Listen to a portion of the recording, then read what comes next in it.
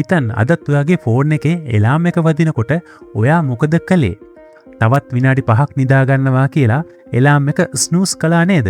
ඊට පස්සේ ඇහැරුණාම පරක්කු වෙලා කලබලෙන් දුවලා ගින් දවසම ලොකු ස්ට්‍රෙස් එකකින් තමා ඔයා වැඩ පටන් ගන්නෙ. හැබැයි ඔයා දන්නවද Apple සමාගමේ ප්‍රධානියා ටිම් කුක්, ලෝක ප්‍රසිද්ධ නළුවෙක් වන ඩේව් ජොන්සන්, අපි හැමෝම දන්න රොක් වගේ ලෝකයේ ඉන්න අතිසාර්ථක මිනිස්සු බිලියනපතියෝ හැමෝම වගේ දවස පටන් ගන්නේ පාන්දර 4:30ත් 5:04 කියලා. එයාලා එහෙම පාන්දරින් නැගිටින්නේ දවසේ වැඩ කරන්න පැය කීපයක් වැඩිපුර ඕන නිසා නෙමෙයි. පාන්දර 5ට නැගිටිනකොට අපේ මොළය ඇතුලේ සිද්ධ වෙන පුදුමාකාර රසායනික සහ මනෝවිද්‍යාත්මක වෙනසක් තියෙනවා. මේ වෙලාවට නැගිටින කෙනෙකුගේ මොළය උදේ 8ට නැගිටින කෙනෙකුට වඩා දෙගුණයකින් වේගයෙන් වැඩ කරනවා කියලා විද්‍යාත්මකව ඔප්පු කරලා තියෙනවා.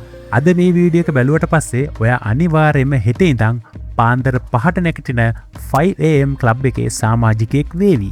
ආයිබෝන් යාළුවනේ, ඔයාලගේ ජීවිතේ වගේම ඔයාලගේ දැනුමටත් අලුත් වටිනාකමක් එකතු කරන පොඩ්ඩක් හිතන්න YouTube නාලිකාවට අදත් ඔයාලව ගොඩක් ආදරෙන් පිළිගන්නවා. අපි අද කතා කරන්න යන්නේ ලෝකේ සාර්ථක මිනිසුන්ගේ ජීවිතේ පිටිපස්සේ හැංගිලා තියෙන ලොකුම රහසක් ගැන. ඒ තමා පාන්දර 5ට අවදි වීමේ විද්‍යාව. The Science of Waking Up Early. මේක නිකම්ම කතාවක් නෙමෙයි. මේක ඔයාගේ මොළය හැක් කරලා සාමාන්‍ය මිනිස්සු 10 දෙනෙක් කරන වැඩ ප්‍රමාණයක් එක දවසින් කරන්න ඔයාට ශක්තිය දෙන මනෝවිද්‍යාත්මක රහසක්. වීඩියෝ එක අන්තිම වෙනකම් බලන්න. මේක ඔයාගේ ජීවිතය අංශක 180කින් වෙනස් කරන කතාවක් වේවි. අපි මුලින්ම බලමු පාන්දර 5 කියන වෙලාවේ තියෙන මැජික් එක මොකක්ද කියලා. ඔයා පාන්දර 5ට නැගිටිනකොට මුළු ලෝකෙම නිදි. පාරේ වාහන සද්ද නැහැ, ඔයාගේ ෆෝන් එකට WhatsApp message එන්නේ නැහැ, ඊමේල් එන්නේ නැහැ. කිසිම බාධාවක් නැති මේ සම්පූර්ණ නිහඬතාවය ඔයාගේ මොළයට කරන්නේ පුදුම සහගත බලපෑමක්. මේ වෙලාවට ඔයාගේ මොළයේ ක්‍රියාත්මක වෙන්නේ සාමාන්‍ය වෙලාවට වඩා වෙනස් තරංග මාලාවක. දවල් දවසේ අපේ මොළය වැඩ කරන්නේ බීටා තරංගවලින්. ඒ කියන්නේ නිතරම කලබලෙන් ආතතියෙන් තමා අපේ මොළය තියෙන්නේ. හැබැයි පාන්දර 5ට අවදි වුණාම මොළයේ ඉන්නේ ඇල්ෆා සහ තීටා කියන තරංග මට්ටමේ. මේ තරංග මට්ටම කියන්නේ භාවනා කරනකොට අපේ මොළයපත් වෙන ඊටම සංසුන් හැබැයි උපරිම අවධානයක් තියෙන මට්ටමයි. මේ වෙලාවට ඔයාගේ මොළයේ පූර්ව ලලාට බාහිකය, එහෙම නැත්නම් ප්‍රීෆොන්ටල් කෝටෙක්ස් කියන තීරණ ගන්න කොටස උපරිමයෙන්ම 100%ක් charge වෙලයි තියෙන්නේ. ඒ නිසා ඔයාට පොතක් කියවන්න, අලුත් අදහසක් හිතන්න, ඔයාගේ ව්‍යාපාරයේ ඊළඟ ප්ලෑන් එක හදන්න හොඳම සහ මොළය වේගයෙන්ම වැඩ කරන වෙලාව තමා මේ රන්වන් හෝරාව, the golden hour, උදේ 5ට නැගිටින එක. දෙවෙනි කාරණේ තමයි යාළුවනේ, අපේ ඇඟේ තියෙනවා ස්වාභාවික ජීව විද්‍යාත්මක ඔරලෝසුවක්. අපි මේකට ඉංග්‍රීසියෙන් කියනවා circadian rhythm කියලා. අපි කලින් කතා කරලා තියෙනවා මේ කෝටිසෝල් කියන ආතති හෝමෝනය ගැන. දවල්ට මේ හෝමෝනය වැඩි වුණොත් ඒකෙන් ඇඟට හානියක් වුණාට උදෑසනට මේ හෝමෝනය අපිට අත්‍යවශ්‍යයි. සබාදාම අපේ ඇඟ නිර්මාණය කරලා තියෙන්නේ ඉර පායනකොට අවදි වෙන්නයි. පාන්දර 5ට විතර අපේ ඇඟෙන් ස්වාභාවිකම මේ කෝටිසෝල් හෝමෝනය විශාල වශයෙන් නිකුත් කරනවා අපිට දවස පටන් ගන්න අවශ්‍ය ශක්තිය ලබා දෙන්න. මේකට කියන්නේ කෝටිසෝල් අවේකින් රිස්පොන්ස් කියලා. ඔයා පාන්දර 5ට නැගිටිනවා කියන්නේ ඔයා මේ ස්වාභාවික ශක්ති රැල්ල උඩින් ලස්සනට පීනගෙන යනවා වගේ වැඩක්. ඒ නිසා ඔයාට දවස පුරාම පුදුම ප්‍රබෝධයක් තියෙනවා. හැබැයි ඔයා උදේ 8 වෙනකන් නිදා ගන්නවා කියන්නේ අර ශක්ති රැල්ල පහළට බහින වේලාවේ තමයි ඔයා ඇහැරෙන්නේ. ඒ නිසා තමයි පැය 10ක් නිදාගෙන උදේ 8ට නැගිට්ටත් ඔයාට මහා කම්මැලිකමක්, මහන්සියක් දවස පුරාම දැනෙන්නේ. තුන්වෙනි දේ තමයි මේකේ තියෙන ලොකුම මනෝවිද්‍යාත්මක රහස. ඒ තමයි ඔයාගේ දවස පාලනය කරන්නේ කවුද කියන එක. ඔයාට වැඩට යන්න තියෙන්නේ උදේ 8ට නම්, ඔයා නැගිටින්නේ 7:30ට නම් ඔයා දවස පටන් ගන්නේ ලොකුම පීඩනයකින්. ඔයාට නැගිට්ට ගමන් ප්‍රතිචාර දක්වන්න වෙන්නේ අනිත් අයට.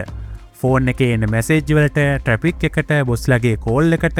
මේකට කියන්නේ රියැක්ටිව් මයින්ඩ්සෙට්, එහෙම නැත්නම් ප්‍රතික්‍රියාශීලී මානසිකත්වය කියලා. මේ වෙලාවට ඔයාගේ මොළය වැඩ කරන්නේ බිය සහ තැතිගැන්ම කියන මට්ටමේ. නමුත් ඔයා පාන්දර 5ට නැගිටිනවා කියන්නේ ඔයා දවස පටන් ගන්නේ ප්‍රොඇක්ටිව් විදියට. ඒ කියන්නේ මුළු ලෝකෙම නිදාගෙන ඉන්නකොට ඔයා ඔයාගේ දවස ප්ලෑන් කරනවා, ඔයාගේ අනාගතය වෙනුවෙන් වැඩ කරනවා, ව්‍යායාම කරනවා. ඔයා තමා තමන්ගේ දවසේ පාලකයා. මේකෙන් ඔයාගේ යටිහිතට ලොකු පණිවිඩයක් යවනවා. මම අනිත් හැමෝටම වඩා ඉස්සරහින් ඉන්නේ. මම ජයග්‍රාහකයෙක් කියලා. මේකෙන් ලැබෙන ආත්ම විශ්වාසය නිසා ඔයාට දවස ඇතුලේ එන ඕනෑම ප්‍රශ්නයකට ඉතාමත් සාර්ථකව මුහුණ දෙන්න ඔයාගේ මොලේ සූදානම් වෙනවා.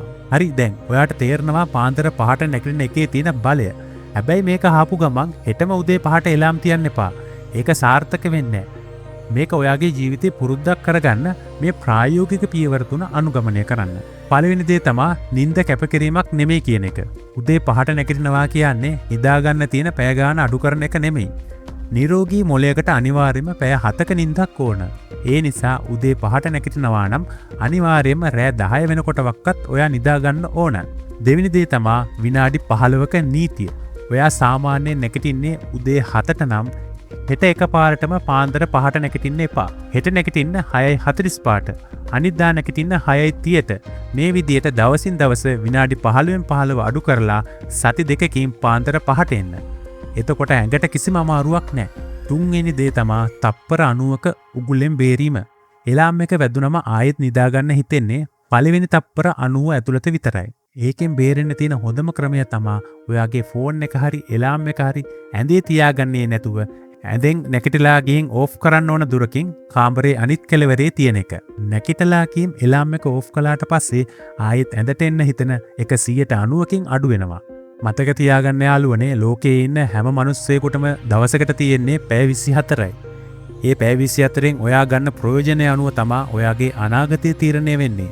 අනිත් හැමෝම නිදාගෙන ඉන්නකොට ඔයා අවදි වෙලා ඔයාගේ හීන වෙනුවෙන් වැඩ කරන්න පටන් ගත්තොත් මේ ලෝකයේ කිසිම කෙනෙකුට ඔයාව පරාජය කරන්න බෑ. මේ අලුත් දැනුම ඔයාගේ ජීවිතයට වටිනාකමක් එකතු කරා නම් අනිවාර්යයෙන්ම මේ වීඩියෝ එක ඔයාගේ යාළුවන්ටත් ඔයාගේ පවුලේ අයට ෂෙයා කරලා එයාලවත් මේ ජයග්‍රාහී ගමනට එකතු කරගන්න. ඒ වගේම පහලින් කමෙන්ට් එකක් දාන්න ඔයා සාමාන්‍යයෙන් නැගිටින්නේ කීයටද? අද ඉඳන් ඔයා පාන්දර 5 ක්ලබ් එකට එකතු වෙනවද කියලා.